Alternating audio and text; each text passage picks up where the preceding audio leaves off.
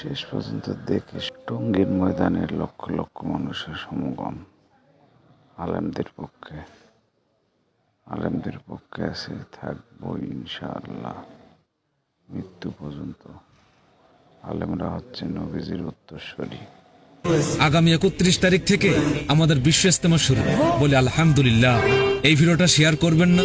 আমার নবী বলেছেন, যে ব্যক্তি দেখে বা শ্রবণ করে অন্যের কাছে দ্বীনের দাওয়াত পৌঁছাইয়া দিল, সেও তার সমপরিমাণ সওয়াব পেল। বলি সুবহানাল্লাহ।